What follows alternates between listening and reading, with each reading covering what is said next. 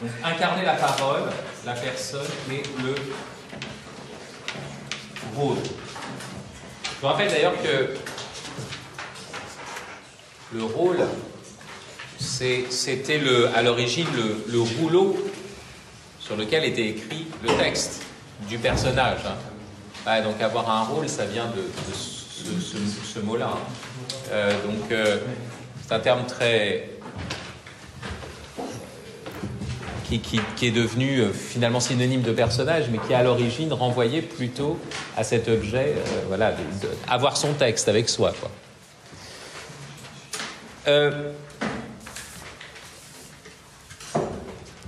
Il y a un lien très fort entre on pourrait dire la découverte de la personne, de la personnalité au sens philosophique, et le théâtre, puisque le mot qui est employé, comme vous le savez, personne, renvoie en fait au théâtre. Donc, personne, c'était tantôt le masque, tantôt le rôle. Souvent d'ailleurs, on va traduire personne par rôle dans les textes latins antiques.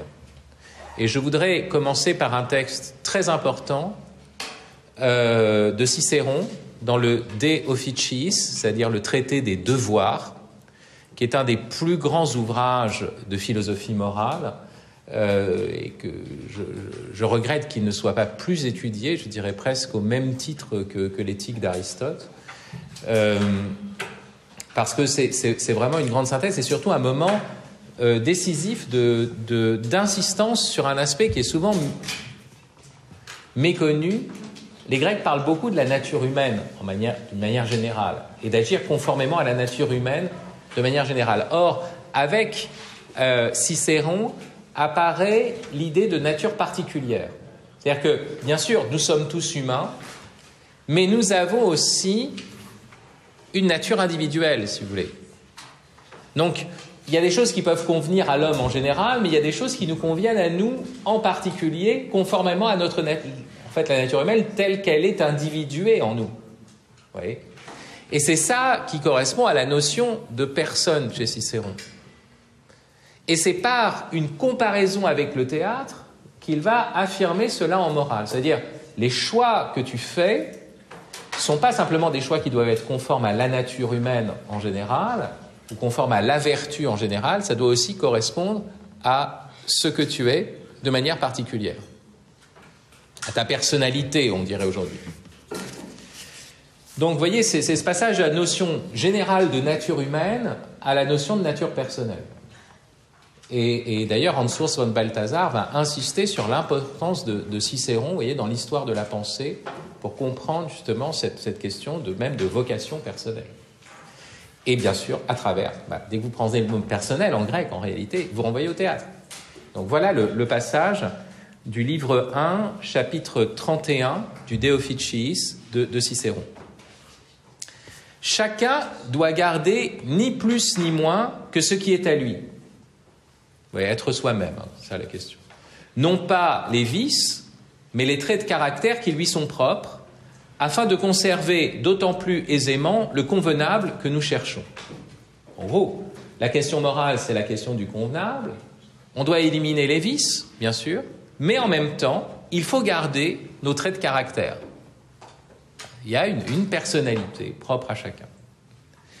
Nous devons en effet agir de manière à ne rien entreprendre contre la nature universelle, classique, rien faire contre la nature humaine en général, telle qu'elle nous est donnée, bien sûr, mais celle-ci préservée, à suivre la nôtre propre, pour que, même s'il y en avait de plus relevés et de meilleurs, nous réglions pourtant nos goûts d'après l'étalon de notre nature, car il est vain de s'opposer à la nature et de poursuivre un objectif que l'on ne peut atteindre. Donc, vous voyez, il faut suivre, il ne faut rien entreprendre contre la nature universelle, mais après, il faut faire des choses pour notre nature propre. Et donc, il faut dégager, vous voyez, on passe de la notion de nature universelle, contre laquelle il ne faut pas aller, sinon nos gestes seraient contre nature, on violerait notre humanité, mais il faut en plus suivre Ouais, selon notre tempérament, selon des inclinations qui nous sont données de manière particulière et qui ne sont pas les mêmes chez Perrine et chez Timothée, parce que déjà, ils ne sont pas du même sexe, vous voyez, déjà, première remarque, mais en plus, entre Timothée et Théophile, parce qu'ils n'ont pas le même tempérament. Donc on doit chercher aussi en fonction de ce que nous sommes. D'où, bien sûr, les conseillers en orientation, d'où, vous voyez, la recherche de la personne. Et bon, ça prend des formes après un peu psychologiques, mais là, ici, c'est vraiment du point de vue philosophique. Et alors, quelle est la remarque ? C'est ça qui est. C'est que c'est référé d'emblée au choix. Qu'est-ce que je dois faire en fonction de ma nature ? Au choix que le bon acteur doit faire de ses rôles. Je ne peux pas jouer n'importe quoi. Vous comprenez, c'est au bon casting, en fait. Ne mettons pas dans notre conduite moins de bon sens que les comédiens n'en portent sur la scène. Ce n'est pas le plus beau rôle qu'ils choisissent. Vous voyez, tout de suite, on voudrait peut-être avoir le meilleur rôle, le premier rôle ou le plus beau rôle. Mais les bons comédiens, qu'est-ce qu'ils font ? Et les meilleurs comédiens, c'est ça le paradoxe, hein, les meilleurs comédiens ne prennent pas forcément le meilleur rôle. Ils prennent le rôle qui convient le mieux à leur jeu. Ce n'est pas le plus beau rôle qu'ils choisissent, mais celui qui est le mieux assorti à leur talent.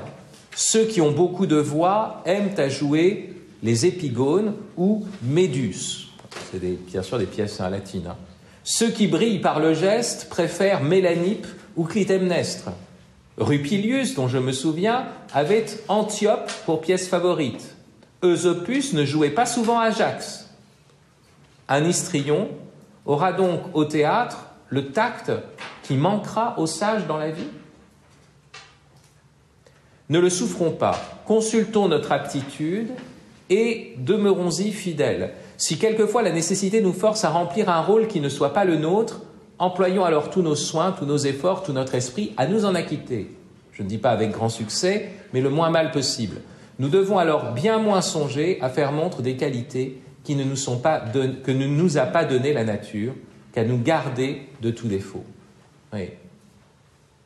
Il faut se garder à ce moment-là de défauts, mais pas vous voyez, de montrer des qualités qu'on n'a pas. Donc, ici, le théâtre, le rôle, la notion de rôle, mais ici, le mot rôle est ici traduit persona, en fait. Vous voyez, le rôle devient l'exemple même de ce qui pourrait nous être donné à faire dans la vie et qu'on doit choisir en fonction d'aptitudes particulières et personnelles. Alors, qu'est-ce que ça signifie ? Vous savez, le mot persona, il a été pris dans deux sens. Donc, je vous prends des calembours qui ont été repris par Thomas d'Aquin. Vous avez d'un côté persona, ce qui sonne à travers, et c'est le masque. Parce que vous voyez, le masque était à la fois ce qui faisait voir l'identité du personnage qu'on jouait, mais en même temps un porte-voix. D'accord ? Ça permettait de faire résonner la voix. Donc, il y a les deux aspects. Ça sonne à travers. Et puis, vous avez l'autre calembour proposé par Thomas d'Aquin, perse una. Ce qui est un par soi, c'est-à-dire ce qui fait l'unité, vous savez, l'unité substantielle, voilà, la personne humaine comme substance rationnelle, charnelle. Alors, vous comprenez, ça veut dire que, à la fois, notre unité, la conscience que nous avons de l'unité de notre vie, nous est donnée d'une certaine façon, étymologiquement, mais en fait historiquement, chronologiquement, par le personnage. Ce que je veux vous dire, c'est que finalement, étymologiquement, la notion de personne est d'abord une notion théâtrale et va devenir une notion philosophique pour désigner l'hypostase, vous savez, chez les Grecs, mais ça veut dire que le personnage, historiquement, précède la personne. Et même, on pourrait dire, le masque précède le visage. Ce que je veux vous dire par là, c'est que nous sommes des êtres avec d'innombrables potentialités. Quand vous êtes enfant, vous ne savez pas très bien qui vous êtes.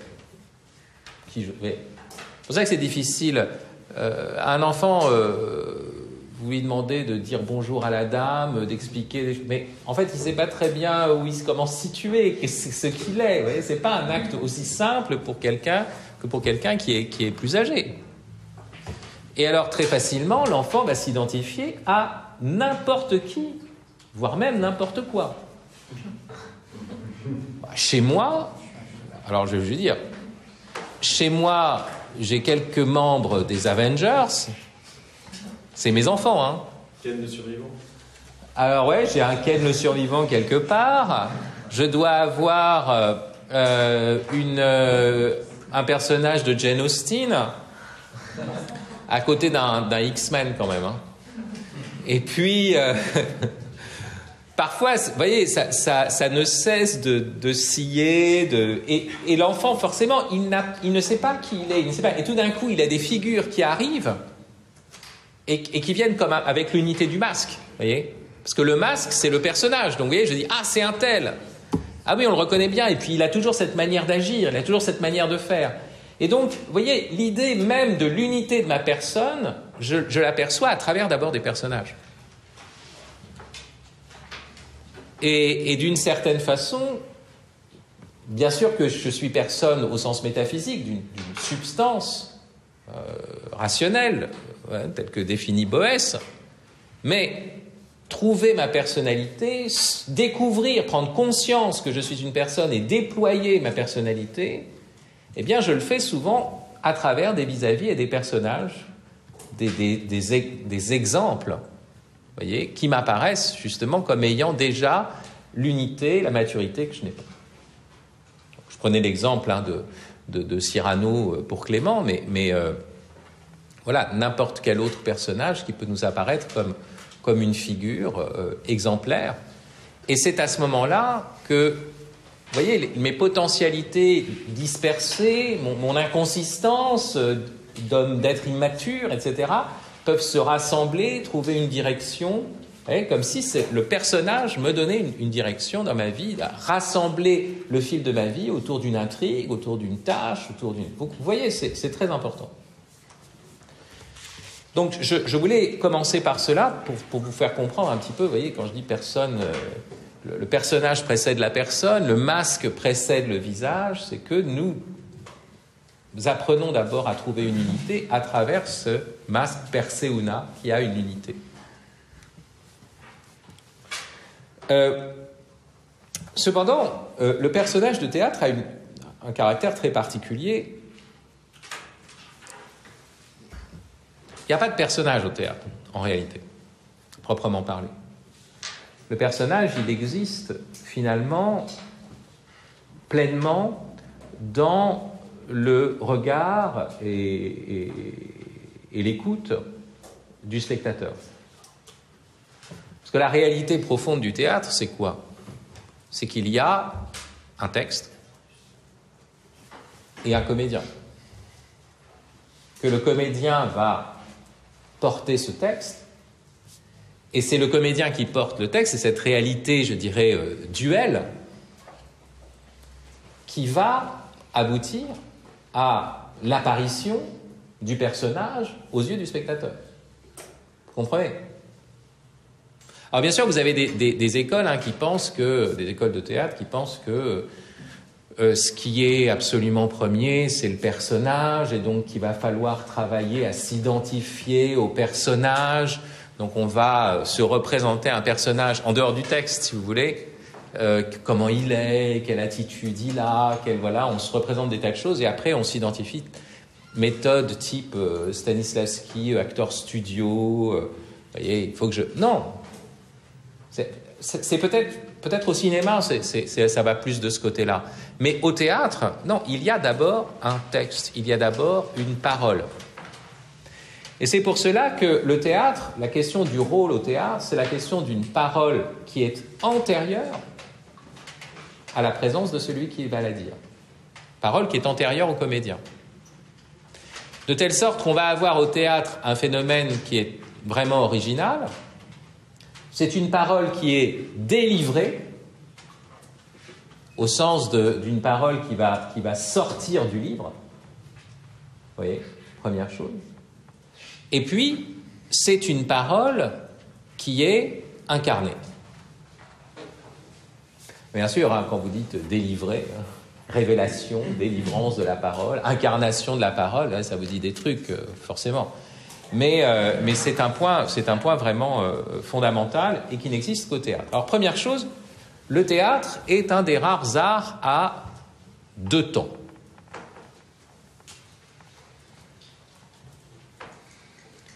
Ça veut dire quoi un art à 2 temps?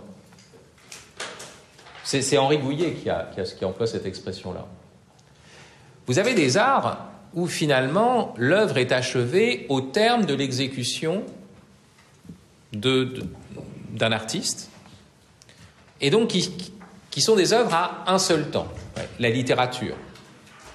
L'œuvre est achevée quand l'écrivain a achevé son œuvre, et après il y a bien sûr le temps de la lecture, ça je suis d'accord, mais malgré tout, vous voyez, l'œuvre est déjà là, est constituée, si vous voulez, d'emblée, l'œuvre est constituée comme livre par l'écrivain. Si vous prenez la peinture, même chose, c'est un art à un seul temps. Le peintre produit sa toile, l'œuvre existe, quand il se retire, la toile est toujours là, d'accord ? L'œuvre est constituée au terme de l'exécution par l'artiste. Au théâtre, c'est pas pareil. Parce que vous avez une première étape qui est l'écriture de la pièce. Et donc, premier temps, vous avez un texte. Vous avez une pièce de théâtre au sens d'un... on ne dit pas un livret, on dit un texte. Bon. Mais le propre du texte de théâtre, c'est qu'il y a l'auteur, l'auteur de la pièce, mais après, il faudra des comédiens et des metteurs en scène. Alors, je prends un premier parallèle. L'autre art à 2 temps, c'est quoi ? La musique, voilà. Vous avez un compositeur, vous avez une œuvre qui existe déjà, sur partition. Premier temps. Second temps, l'exécution de cette œuvre, ou ce qu'on appelle son interprétation. Vous remarquez que ces arts à 2 temps, c'est les 2 seuls arts où on parle de jouer et d'interpréter. Précisément parce que le jeu, c'est l'écart qu'il y a entre le premier et le second temps. L'interprétation, c'est le passage, justement, du premier au second temps. Donc c'est intéressant parce que vous pourriez vous dire, voilà, j'ai écrit un texte, j'ai écrit Le soulier de satin, voilà une œuvre théâtrale, Le soulier de satin. Non, cette œuvre, elle n'est encore qu'un matériau quand c'est le livre. Il faut la sortir du livre. Et pour qu'elle sorte du livre, il faut qu'elle soit prise en charge par une troupe de comédiens et donnée en spectacle. Vous comprenez ? À la limite, une pièce qui est achevée dans une lecture est une mauvaise pièce. Parce qu'il faut que la pièce... Alors, c'est une question, il faut que la pièce tienne sur la scène et pas sur la page, simplement. C'est pour ça que vous avez des œuvres qui sont des œuvres théâtrales qui ont une très grande valeur littéraire et une pauvre valeur théâtrale. Par exemple, Vous serez comme des dieux de Gustave Thibon, une très belle œuvre littéraire, mais qui est théâtralement un peu lourde. Et vous avez inversement des œuvres qui sont littéralement... Ouais, il manque des trucs pour que ça... Mais qui laissent beaucoup d'espace au jeu. C'est un peu l'écart que vous trouvez en fait entre le théâtre classique et le théâtre moderne. Parce que dans le théâtre classique, si vous voulez, il y a une tenue du texte qui est très forte. Vous pouvez lire du Racine, ça ne pose aucun problème. Malgré tout, Racine laisse de la place au jeu. Mais de l'autre côté, dans le théâtre moderne, vous pouvez prendre des choses qui sont publiées à l'Arche, là, vous lisez ces trucs, et puis vous dites, ouais, bon, alors, comment ça va ? Ouais. Et toi ?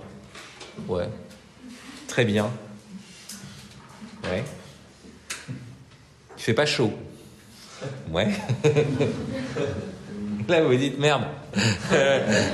Donc, ça, c'est la littérature. Oui, mais peut-être que c'est écrit de telle sorte que ça permet aux comédiens de faire sur scène et de déployer sur scène une incarnation justement forte. Donc, vous voyez, c'est là où il y a une difficulté. dans le travail théâtral que je fais toujours je mets souvent des passages entre crochets. C'est-à-dire qu'il y a des passages que j'ai écrits qui ont une valeur littéraire, et donc c'est bon pour la pièce telle qu'elle est publiée, mais je les mets entre crochets parce que je pense que c'est trop lourd pour être dit sur scène. Vous voyez, ça peut être très bon à lire. Vous êtes celui qui est dans son fauteuil et là, bon, très bien. Mais ultimement, ça peut être trop quand c'est en plus pris en charge par un corps. Quelle place vous laissez pour ce corps? Or, sur la page, vous voyez, vous ne le voyez pas. Vous comprenez? C'est ça la question. Donc, vous voyez, deux temps. Premier temps, la constitution de l'œuvre littéraire, mais qui est une œuvre qui elle-même n'est pas complètement achevée parce qu'elle est faite pour passer sur la scène et pour devenir elle-même matériau.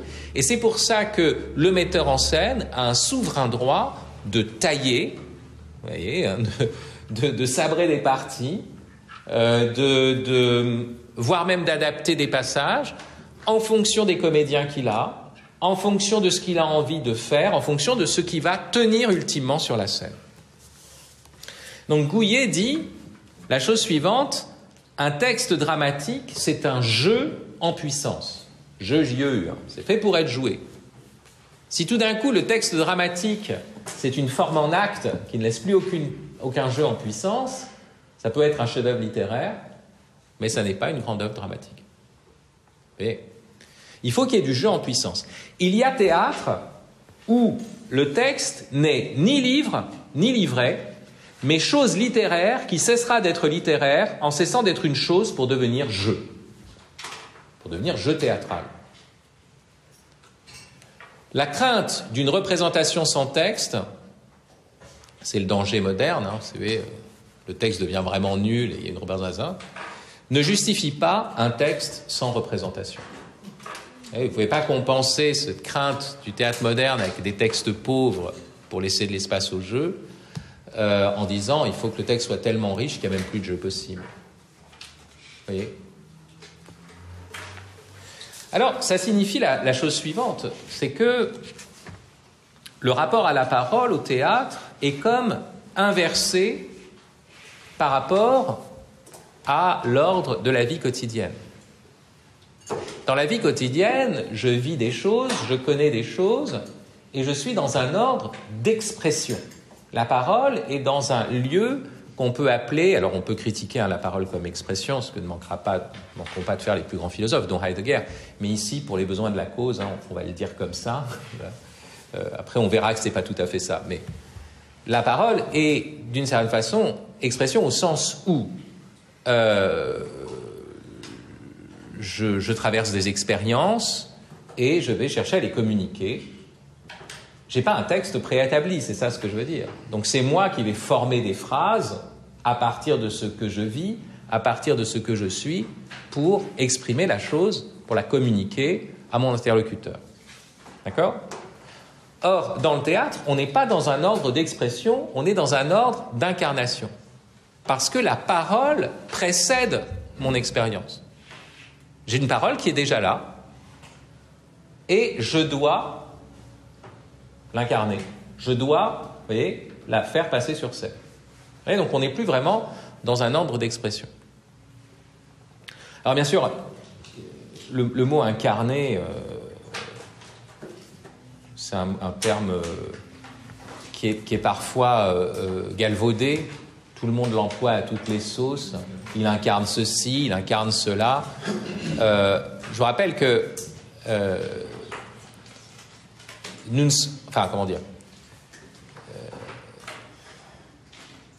ne sommes pas des êtres incarnés. Nous sommes des êtres de chair. Mais pour qu'il y ait incarnation, il faudrait qu'on préexiste à notre vie, vous voyez, donc qu'on soit des anges ou des êtres spirituels et qu'on soit tombés dans des corps. Qu'on soit incarné. Non, le Verbe, Dieu, vous voyez, s'incarne. Nous, notre ordre, ce n'est pas celui d'incarnation, vous voyez. La divinisation, pour nous, c'est plutôt un ordre qui est celui de l'assomption. On est assumé dans la divinité. Donc, il faut faire attention. La notion d'incarnation, finalement, pour nous, se joue, peut s'entendre uniquement au théâtre, curieusement. C'est ça qui est très paradoxal. Et donc, faites attention, parce que les gens utilisent le mot incarnation à tout bout de champ. D'ailleurs, j'ai vu que Vincent lisait, ce qui n'est pas pour me déplaire, Louis-Ferdinand Céline, D'un château l'autre. Il y a un passage extraordinaire. Je vous lis ce passage parce que je l'ai sous les yeux. C'est sur la mode à l'époque. Je vous dis, on est dans les années, on est dans l'après-guerre, donc c'est la mode de dire de quelqu'un qui l'incarne. Alors voilà. Prenez n'importe quel bigorneau, dites-lui dans les yeux qu'il incarne, vous le voyez folle. Vous l'avez à l'âme, il se sent plus. Pétain, qu'il incarnait la France. Il a gobé à plus savoir si c'était du lard ou du cochon. Il incarnait le seul vrai bonheur de bonheur, l'incarnement. Dans bien plus modeste aussi, le truc d'incarner vous fait encore de ces petits miracles. L'alimentation, par exemple. Mettez que demain, ils se remettent à nous rationner, qu'on arrive à manquer de tout. Vous grattez pas. Le truc d'incarner vous sauvera. Vous prenez n'importe quel bisu, n'importe quel auteur provincial et vous y allez. Vous l'empoignez, vous le pétrifiez là devant vous. Ô Dieu de Dieu, mais il n'y a que vous pour incarner le Poitou. Vous lui hurlez. Ça y est, vous manquez plus de rien, à vous les colis agricoles. Vous recommencez en Normandie, les Deux-Sèvres, le Finistère, vous êtes parés, vous savez plus où les mettre, vos tonnes de colis, les incarnateurs donnent, renchérissent, se lassent jamais. Ah oui, il incarne. Bon, c'est pas ça. En fait, un écrivain n'incarne pas, précisément. Un écrivain prend la chair et la fait passer en matière littéraire. Un écrivain fait advenir à la parole ou à l'écrit. Mais le comédien incarne. C'est le seul à... Parce qu'il y a une parole qui précède et il la fait entrer dans sa chair, il l'assume dans sa chair. Donc vous voyez, la sortie de l'expression pour entrer dans l'incarnation, c'est le fait qu'il y a une parole qui me précède, que j'écoute, et c'est moi qui en deviens le porte-parole, si vous voulez. Dans Olivier Py, dans un texte très célèbre qui s'appelle, enfin un texte de jeunesse d'ailleurs de lui, qui s'appelle « Épître aux jeunes acteurs pour que soit rendue la parole à la parole », ça c'est rendre la parole à la parole, c'est une expression très heideggerienne, hein. Il faut laisser la parole parler, c'est un grand thème heideggerien. Voilà ce que dit Olivier Py. Voilà le secret, l'acteur ne dit pas la parole, il l'entend. C'est drôle. Écoute, qui est le premier. Il montre son corps sous ce choc incroyable d'une parole qu'il prononce et qu'il entend. Elle lui fait mal, mais il voudrait toujours l'entendre. Il jouit, il jouit. Un bénédictin disait que jouit, cette injonction de la parole, jouit. Vous savez, en fait, ce bénédictin, c'est, comment il s'appelle, Marc Lacan, le frère de Jacques Lacan. Jacques Lacan, le grand psychanalyste, a un frère qui était bénédictin à Hautecombe, et donc il faisait des calembours comme son frère Jacques. En fait, c'est très étonnant. Si ça vous intéresse, j'ai des sermons de cet autre Lacan qui est un grand prédicateur. Ouais. Un bénédictin disait que jouit, cette injonction de la parole, jouit, et tout autant le jouit, sens du verbe je suis en train d'écouter, je suis en train d'entendre, le verbe ouïr, jouit de celui qui l'entend. Vous jouirez d'ouïr. En jouissant d'ouïr, vous montrerez qu'il est un autre rapport entre les hommes que la simple communication triviale. Donc vous voyez, ici, on écoute d'abord. C'est une parole que l'on écoute et que l'on reçoit et que l'on incarne. Et Olivier Py, bien sûr, va beaucoup insister sur cette notion d'incarnation, pour ainsi dire. Pour lui, c'est le sens même du théâtre, jusqu'à relativiser l'expression interprétation. Alors, vous voyez, si la question du rôle et de la personne nous permet de penser un peu l'identité à travers des identifications, à travers de personnages, la question de cette incarnation de la parole nous permet de penser plusieurs choses. D'abord, de penser la liberté. Le rôle, c'est une question, vous voyez, c'est une catégorie dramatique, avoir un rôle, incarner une parole, mais ça nous permet de penser la liberté sur un mode très original. Vous voyez, en réalité, le comédien a un texte qui est donné. Donc vous pouvez dire « mektoub ». En arabe, ça veut dire quoi? Mektoub, c'est le destin, oui, mais ça veut dire « tout est écrit ». Oui, tout est écrit. Oui, mais le théâtre nous apprend que, quand bien même tout serait écrit, rien n'est joué. Tout est écrit, mais rien n'est joué. Vous avez un texte, c'est ce texte qu'il faut dire, pas un autre. Et cependant, avec ce texte ultra déterminé sur la page, vous allez créer votre liberté sur la scène. C'est ça le paradoxe premier du comédien. Autrement dit, vous avez quoi comme espace de liberté? Première chose, l'incarnation. Oui, il y a ce texte, mais ce n'est qu'un texte. Tout d'un coup, c'est vous qui allez le porter dans votre corps, dans votre voix, et il va devenir singulier. Ce texte trouve une consistance et une liberté différentes si c'est Jean qui le joue ou si c'est Paul. Mais plus le même.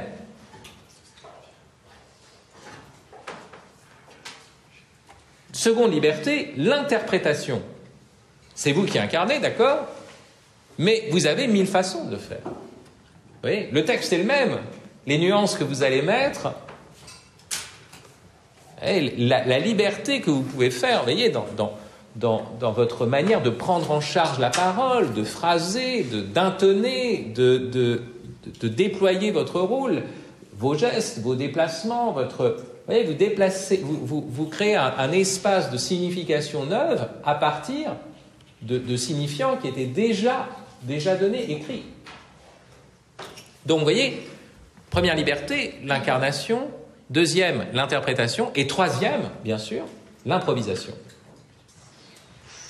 Parce que chaque soir, face à tel ou tel public, en fonction du public, en fonction de ce que vous propose votre partenaire de jeu, en fonction, vous voyez, de l'état. Vous voyez, il va y avoir des variations, des possibilités d'improviser dans les interstices, on pourrait dire, des grands, vous voyez, de la grande route que vous avez tracée, bien sûr, qui est celle de votre travail, bien sûr. Mais il y a tout ce que vous avez acquis en répétition. Mais, vous voyez, l'interprétation, elle existe au terme des répétitions. Mais chaque soir, c'est une représentation nouvelle, avec sa part d'improvisation. Donc, vous comprenez que le théâtre nous donne à penser une possibilité qui, pour nous, est assez étrange. Souvent, on croit que la liberté ne se joue qu'en dehors de la loi, hors cadre, alors que rien n'est écrit. C'est nous qui écrivons tout le texte. Ben non, vous voyez, vous avez ici la compréhension d'une liberté qui est d'abord réceptive, qui est pour ainsi dire filiale, qui est une liberté dans une écoute, donc dans une forme d'obéissance. C'est pour ça que le théâtre nous fournit, en fait, un modèle profond pour la vie telle qu'elle est proposée dans la Bible. Écoute Israël, Dieu se révèle par sa parole, Israël écoute, et il doit, d'une certaine façon, mettre cette parole en pratique. La faire entrer dans sa chair. Et la faire entrer et Israël va le faire entrer dans sa chair jusqu'à l'incarnation du Verbe de Dieu lui-même, vous voyez. Mais vous comprenez qu'ici, on comprend la liberté comme réceptivité et comme écoute, et il s'agit de mettre une parole en pratique. Donc on est vraiment dans... Le théâtre permet une compréhension biblique de la liberté. Ça, c'est ça qui en fait un art très important. Si on fait un théâtre à Philanthropos, Institut d'anthropologie, on essaye de mettre en évidence ce qu'est une anthropologie chrétienne, finalement. Enfin, il n'y a pas à proprement parler d'anthropologie chrétienne, mais il y a le Christ qui est vrai homme, et qu'est-ce que ça implique pour l'anthropologie, si vous voulez. Mais il est certain que le théâtre n'est pas un art quelconque, vous comprenez? Vous ne pouvez pas, à Philanthropos, faire aussi bien, je ne sais pas, de faire un cours de tuba. C'est très bien le tuba, j'ai rien contre le tuba, c'est un bel instrument. On peut faire de la musique, si vous voulez. Mais vous remarquerez que le seul art qui est du côté de l'incarnation, de l'interprétation et de l'improvisation au sein d'une parole qui est donnée, qui n'est pas la nôtre, c'est le théâtre. Et c'est ça qui fait sens.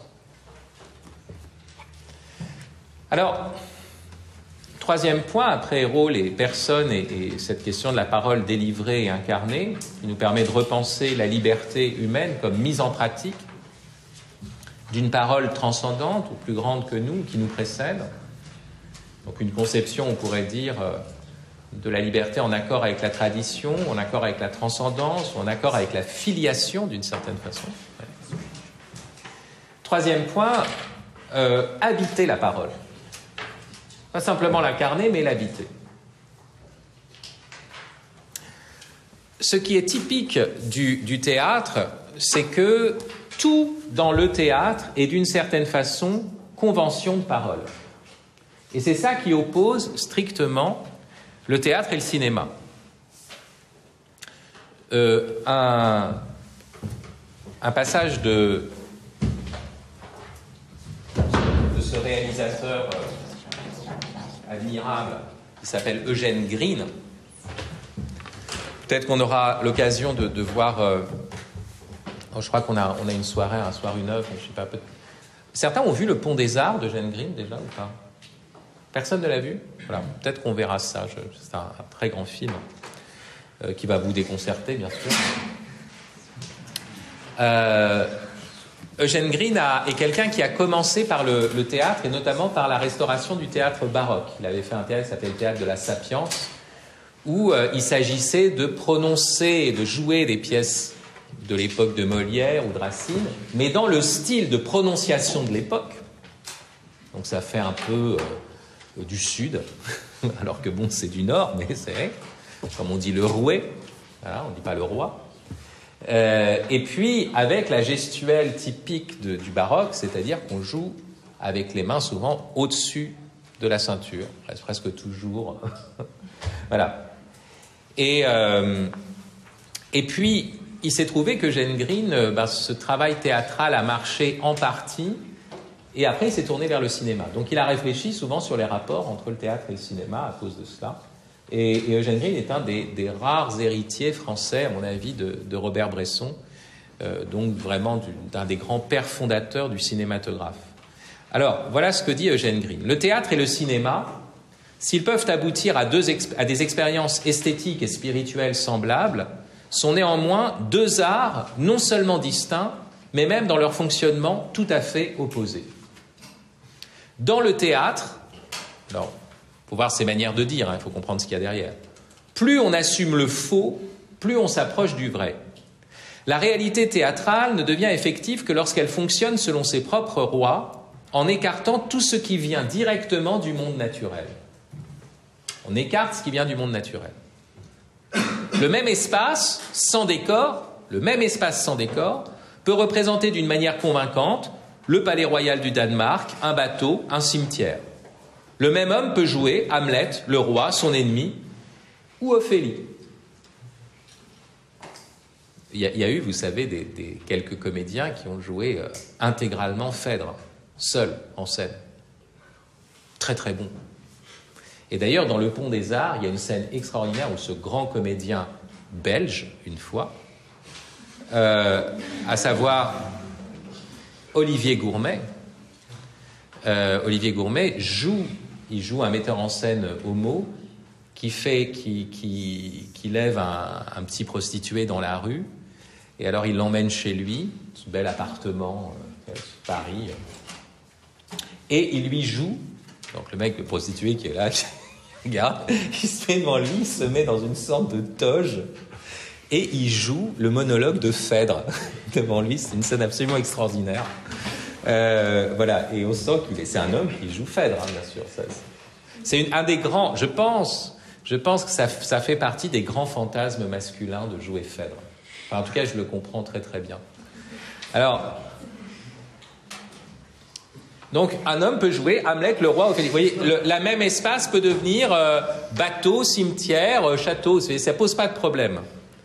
Mais si dans cette énergie cosmique que des conventions ont concentrée dans un espace dérisoire, on introduit l'énergie d'un vrai cheval, si vous faites vraiment venir un cheval sur la scène, le plancher redevient un plateau de quelques mètres carrés de bois. On ne croit plus au jeune homme qui joue un vieux ou une jeune fille, le jeune homme qui joue un vieux ou une jeune fille, vous voyez, possible, et la réalité de la feinte, où se rencontraient toutes les forces de l'univers et d'où jaillissaient toutes les émotions possibles, s'écroule devant la vitalité brutale de l'animal parce que le spectateur trouve ces deux réalités inconciliables et donne raison à celle qui assure sa survie quotidienne. Donc vous comprenez que au théâtre, la caméra a un travers naturaliste parce que vous filmez en extérieur et donc vous avez des vrais arbres, vous avez des vrais animaux. Donc vous devez vous-même ressembler à ce à quoi vous jouez, voilà. Et le casting au théâtre, ça marche comme ça. Au cinéma, ça marche comme ça. Il y a une autre sorte d'identification au personnage. Le naturalisme, le réalisme, le psychologisme, tout ce que vous voulez. Au théâtre, c'est la parole qui crée la convention. Je vous l'avais déjà dit, hein, si quelqu'un rentre sur scène, c'est une boîte noire, et vous dites, ici, nous sommes dans le château d'Elseneur. Ça y est, c'est le château d'Elseneur. Mais vraiment aucun problème. Et après, il dit, je suis un chat. C'est un chat, il n'y a aucun problème. Tout au théâtre est convention de parole.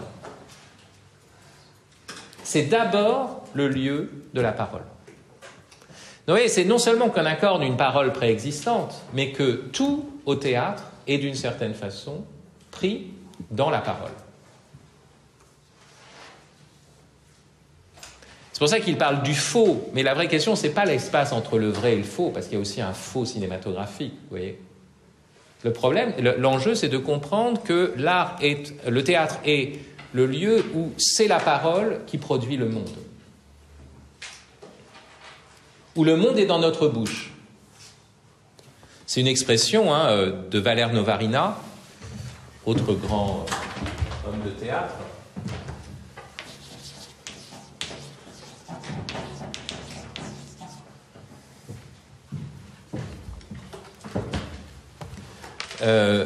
Valère Novarina dit « Nous portons le monde dans notre bouche en parlant ». Et là où on le voit le plus, c'est au théâtre. Mais nous portons le monde dans notre bouche en parlant. Ça va d'ailleurs beaucoup plus loin, puisque d'une certaine façon, pourrait-on dire, non seulement tout devient convention de parole, si je dis « nous sommes ici », ça ne pose pas de problème, et le lieu, je peux juste mettre une pancarte avec écrit l'endroit où nous sommes, vous voyez, et puis c'est par la parole que tout se joue. Mais il y a même aussi le fait que la scène de théâtre étant un espace dépouillé la plupart du temps, bien sûr, vous pouvez faire vous avez ce théâtre qui se veut un peu naturaliste, c'était le cas de Stanislavski. Donc au bout d'un moment, vous recréez un espace, un salon bourgeois, et puis on joue dans un salon bourgeois, et puis vous faites l'illusion du quatrième mur, vous savez, on a l'impression de surprendre des gens. Mais maintenant qu'il y a le cinéma, quand on fait ça, ce qui se fait encore dans le théâtre privé, c'est ridicule. Le cinéma fait ça beaucoup mieux, vous voyez, la caméra qui vient, le reality show, si vous voulez, bon, on peut le simuler au cinéma beaucoup plus fort, cette irruption de la caméra dans la vie privée des gens. Non, le théâtre, l'espace vide, comme dit Peter Brook, le plateau nu, c'est plutôt ça son lieu propre. Et sur ce plateau nu, vous pouvez parler, vous suscitez les choses en parlant, mais vous pouvez aussi avoir des objets. Mais quand ces objets apparaissent sur ce plateau nu, ils parlent. Tout sur scène devient signifiant. Donc vous habitez la parole à tel point que quand vous faites un geste sur scène, c'est signifiant. C'est pour ça que vous ne devez pas vous gratter n'importe comment au théâtre. Peut-être que, vous savez, quand un comédien a une envie irrésistible de se gratter, il ne doit pas le faire n'importe comment. Il doit le décider comme un acte de jeu. Parce que de se gratter fera sens dans la pièce. Donc vous l'assumiez comme quelque chose de signifiant. Je reprends un texte d'Olivier Py la parole comme présence à soi et au monde, voilà ce qu'il dit. Voici à présent dans cette leçon inaugurale une brève leçon de théâtre. Commençons par le plus simple, la simplicité d'une chaise. On commence avec une chaise. Devant moi, une chaise. Elle est utile pour s'asseoir, évidemment. On ne la remarque que si on en a besoin. C'est une chaise. Il n'y a pas de doute, et cette chaise n'excède pas son utilité. Qu'elle soit une chaise de salon ou de bureau, importe assez peu si je suis sincère, c'est-à-dire si mon besoin seul de m'asseoir la juge. C'est une chaise, ce n'est pas un signe. Dans la vie quotidienne, une chaise, un objet utilitaire qui s'efface dans son utilité. Sitôt que je veux la déplacer vers cet espace qu'il faut appeler la scène, et qui ne s'appelle la scène que du fait d'une convention entre nous, et que nous prêtons à ce lieu une force de lecture des choses, elle devient un peu plus que cet objet utile. La chaise de bureau signifie le bureau. La chaise élégante, une époque révolue. La chaise confortable apporte avec elle un récit, peut-être un drame bourgeois. Si elle est d'or, elle désignera le pouvoir. Si elle est pauvre, l'église, la prison ou l'école. Elle est devenue un signe, mais elle est encore une chaise. Tout ce récit qu'elle convoque, tout ce drame qu'elle attire, tout ce théâtre qu'elle sous-tend, ne sont pas si abstraitement signifiants que je ne puisse m'asseoir sur la chaise. Qu'un homme entre et s'assoit, et déjà tout le murmure signifiant de la chaise embrasse celui qui entre, en fait un acteur et presque un personnage. Les signes se sont répandus à partir de l'objet le plus humble, et plus rien ne les arrête. Cela avait commencé avant. La chaise vide était déjà l'absence, l'attente, la mort. Et très beau texte, très beau texte, parce qu'il nous dit que l'économie du théâtre fait que tout se met à devenir signifiant sur scène et tout habite finalement la parole. Tout devient parole. Tout devient en tout cas signe ou symbole, de telle sorte que s'il y a un espace vide avec une chaise vide au milieu, vous voyez, c'est l'attente, c'est l'absence ou c'est la mort. Mais ça nous dit quelque chose, ça veut dire quelque chose. Tout sur scène veut dire. Vous voyez ? C'est là où il y a vraiment une spécificité de l'espace théâtral comme lieu de la parole. Et alors là encore, vous voyez, nous habitons la parole. Et c'est un autre type de rapport au monde. Et vous voyez encore combien le théâtre nous offre ici une catégorie, tout devient signifiant. Nous sommes portés par une providence, grand thème théologique. Habiter la parole, c'est aussi ça. Eh bien, ce thème théologique est assumé pleinement, vous voyez, dans sa structure, au théâtre. C'est quelque chose de très, très étonnant et de très original. Alors, pour finir, je vais reprendre une scène de Illusion comique d'Olivier Py. Vous avez peut-être... Alors, c'est pas Illusion comique au singulier de Corneille, l'illusion comique, mais Illusion comique au pluriel. Donc, c'est pas l'illusion comique de Corneille, mais Illusion au pluriel comique d'Olivier Py. C'est une scène assez remarquable puisque c'est Michel Faux qui joue cette scène et qui, dans cette scène, joue Michel Faux. Oui, il y a le personnage, ça a été écrit par Olivier Py avec ses acteurs fétiches, Monsieur Faux. Mais il joue aussi dans cette scène Tante Geneviève. Donc il joue deux personnages dans la même scène, si j'ai l'occasion de vous le montrer, mais je ne vais pas vous montrer le jeu de Michel Faux, il est inimitable, il faut que vous le voyez. Je vous l'avais peut-être vu faire ces trucs de diva par exemple au Molière ou de telle ou telle cérémonie. Quand il a fait par exemple C'est quelqu'un qui m'a dit de Carla Bruni, regardez ça sur YouTube, il est vraiment très très bon. Il est habillé en robe à bustier, il aime bien jouer les femmes, bien sûr, il aime bien se travestir. Et d'ailleurs Michel Faux était un professeur de Siffrène. donc dans cette scène, Michel Faux joue Michel Faux et joue Tante Geneviève. Et Tante Geneviève vient prendre un cours de théâtre auprès de Michel Faux. D'accord? Donc vous avez compris? Je me lance. Monsieur Faux, donc c'est Monsieur Faux. Et pendant qu'il parle avec Dieu des mystères de l'incarnation, je donne un cours de théâtre à Tante Geneviève, je fais le professeur et je fais Tante Geneviève. C'est vertigineux. Bonjour professeur. Ce qui m'intéresse, moi, ce n'est pas l'incarnation, mais l'interprétation. Stanislavski a dit que Stanislavski a été inventé pour jouer le théâtre bourgeois. C'est-à-dire pour interpréter un monde qui est lui-même un théâtre. Il nous faut, Tante Geneviève, dénouer le songe bourgeois. Là est la révolution intime que nous cherchons. Mais comment faire ?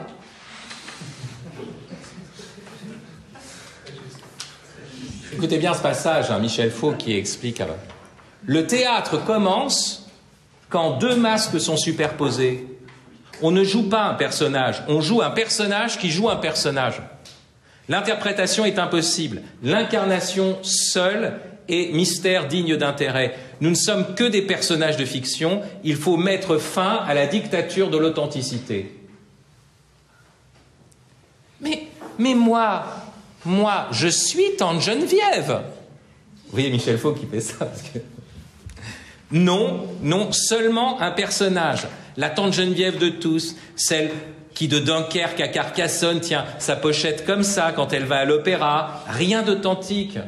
Elle a appris à jouer Tante Geneviève en regardant sa mère, qui elle-même l'a appris au cinéma avec Michel Morgan. Sa désapprobation devant l'art contemporain sonne faux. Son admiration pour les géraniums est feinte. Tout est écrit. Même son intimité la plus intime, elle la joue faux. Il n'y a pas de vérité, pas de sincérité, pas d'identité, il n'y a que du jeu. C'est ça que moi, j'ai apporté à l'humanité ébahie sur la scène où je pense avec mes pieds. Mais non, pas dans mon intimité intime de femme. Alors, ici, c'est difficile à mimer parce que il est habillé aussi en femme quand il fait ça, donc il est en train de remonter sa jupe, il dit « regard à droite », il s'accroupit, il remonte sa jupe, il met « regard à droite et à gauche quand elle fait pipi entre deux voitures, jouer, rejouer, convention ». Vous voyez, ces gestes les plus intimes sont encore marqués par ce que nous avons vu, et spécialement dans le monde bourgeois, qui est un monde profondément marqué par les conventions. Mais je n'existe pas, je n'existe plus. L'être ne se contente pas d'un personnage. Derrière le masque, un autre masque. Et ainsi de suite jusqu'à... Oui, quoi ? Le rire des galaxies. Vous me faites peur. Oui. C'est pourquoi je n'aime pas du tout ce sourire qu'on affecte dans les films pornographiques. Si j'avais à jouer la jouissance, je jouerais une sorte de vide métaphysique. Non, mais revenons au personnage. Donc, il n'y a que des identités de papier, des rôles qu'on se donne et avec lesquels il faut s'arranger. Sans masque, c'est la stupeur, la fureur, l'hébétude. Nous ne passerons à la tragédie qu'à la deuxième leçon. Première leçon, c'est le masque. Bon, sans masque, qu'est-ce que vous avez sous le masque ? C'est quoi un visage ? La stupeur, la fureur, l'hébétude. Un vrai visage. Il ne faut pas nous demander à faire tomber le masque trop facilement, parce que toujours on fera tomber complètement le masque, vous savez, c'est effrayant. Et même pas sûr qu'on le puisse ici-bas. C'est ça ce qui est sous-entendu ici. Donc ici, c'est normal, il y a des masques.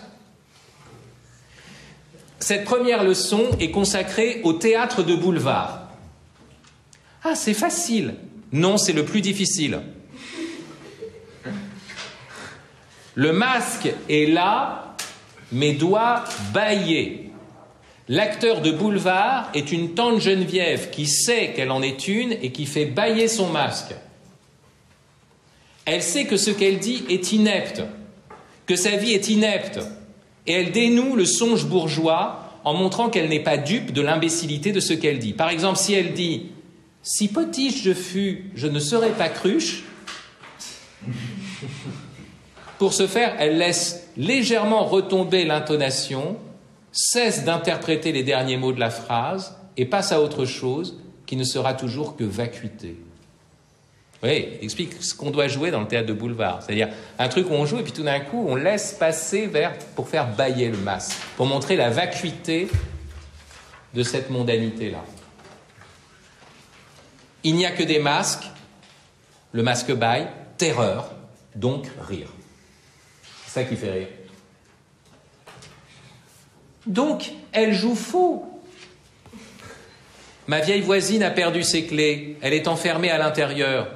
On pourrait la faire crier comme ça. Ah! Non. Mais la vérité, c'est qu'elle n'atteint pas le rôle. Elle crie faux.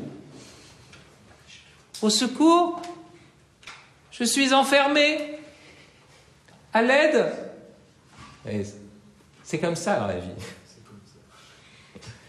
Le footballeur qui remonte le stade victorieux après son but, il est l'image qu'il se fait de la victoire. La petite fille qui est contente parce qu'elle a gagné un canard bleu, on dit que j'en fais trop, c'est l'humanité qui surjoue. Le barman sait qu'on le regarde. Ma tante Odette qui tripote son collier de perles en parlant des banlieues, moi je crois qu'il manque d'idéal ces jeunes gens, il faudrait leur donner un idéal. L'actrice qui reçoit une récompense joue une autre comédie, la sincérité. Là, je ne joue plus. Je tenais à remercier, excusez-moi, l'émotion. Je tenais à remercier ceux qui se sont souvenus que je n'étais pas tout à fait morte.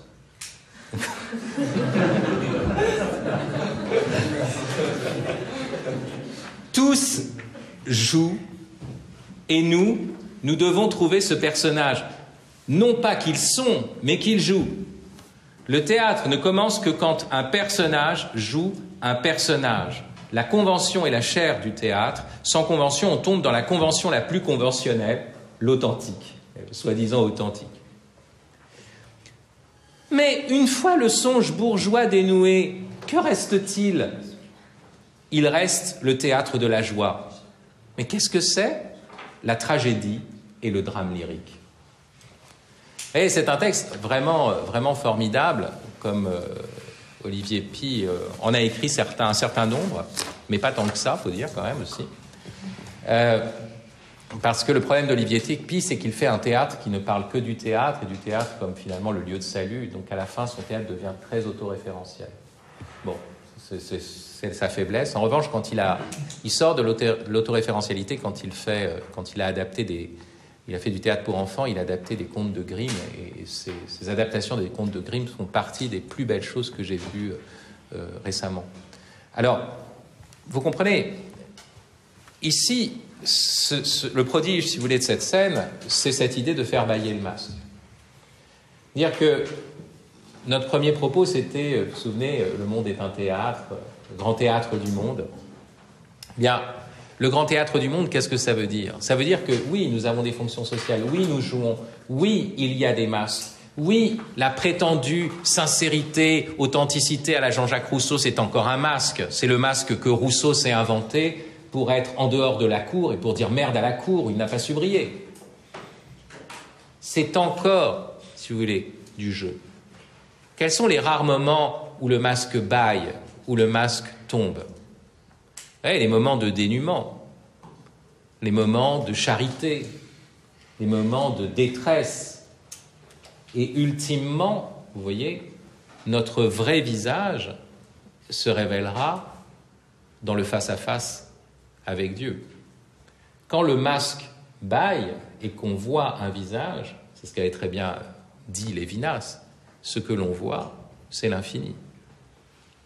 Et c'est pour ça que, vous voyez, ici, l'image du théâtre est très forte. Bien sûr que le monde est un théâtre, mais nous avons un rôle à jouer jusqu'au bout, voyez.